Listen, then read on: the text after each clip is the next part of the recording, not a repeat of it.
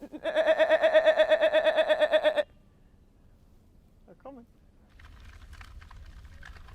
Full speed ahead. Hi guys. 2, 4, 6, 8, 10, 12. These are last year's female kids. 12 here. The job description was goat herder with the Old Irish goats in Howth. So to herd goats around the peninsula in habitat management and grazing sites to minimise the risk of wildfire.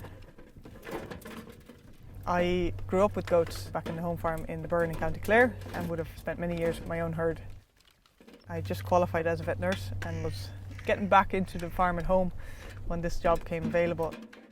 I thought this would be a unique opportunity. I never would have expected a job like this to be advertised. Who wants what? Who wants what? So we're here on Howth Head, just 10 kilometres away from Dublin city. So we're very close to the city, but yet this landscape is beautiful, quite raw and authentic, and it's perfect goat country. Farming practices ceased here or decreased a lot from the 1950s on, and as a result the wildfires became a lot more prominent. So the main vegetation here is gorse. Gorse is quite a flammable, oily plant. It has about 3 to 4% oil, so we need to manage the gorse for fire prevention. So the goats, the Old Irish goat, they love gorse. Any type of wildfire creates a lot of destruction of a habitat. There's a lot of carbon release. So the goats are coming in as a natural means. They're going in grazing, very little trampling or erosion of the location. They're adding back fertiliser in the form of their dung. There's no use of machines or chemicals to control any plants or scrub in that sense. So it's a very natural means of dealing with the problem. It's also very aesthetically pleasing to see a herd of goats wandering through a site. And then the most important part is that these Old Irish goats are very keen to eat the gorse. So they love their job and they're well able to do it. They happily work 7 days a week. Jesus. One at a time, please. Elsa, would you like some? Oh, she won. King of the castle type of antics. So they're all wearing a no-fence collar. So it's a strap around their neck with a big box. So they get a little audio warning when they get close to the virtual fence. If they don't adhere to that audio warning, it increases in sound and they eventually get a little electric impulse.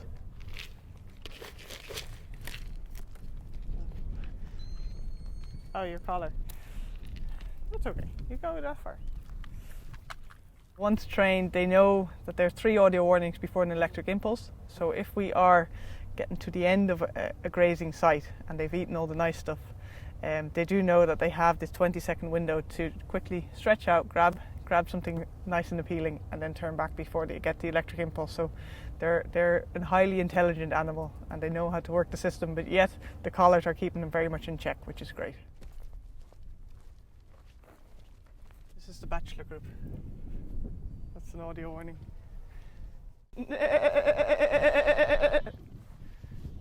And now you wait.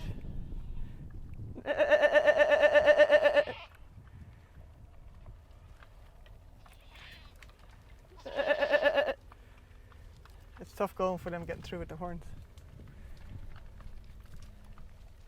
So the Old Irish goat is Ireland's native goat. It's actually our only native goat. They would have been with us 5,000 years ago when they came with the Neolithic people, and they've seen us through many a hard time. So they're a very hardy, resilient animal. They ask for very little, and yet they can give back so much. Norman is one of the older chaps here, he's 8, and Dennis with the big horns, he will also be 8. So Dermot is 4, he's one of the herd sires, and so was Cleveland. So they're the two daddies used on the herd here in the autumn. We have 120 animals registered in the breeding programme. For an animal to be critically endangered, it's any number below 1,000 registered animals, so the numbers are incredibly low, and we're trying to preserve them and promote them, and in return they're helping us out as well. They do love it here, there's no question about that. So they're thriving here, and it's very comforting to see them respond to me. Like, it just makes your heart jump a beat. So that's really, really nice to have that close relationship with them, and that we are kind of here as a team.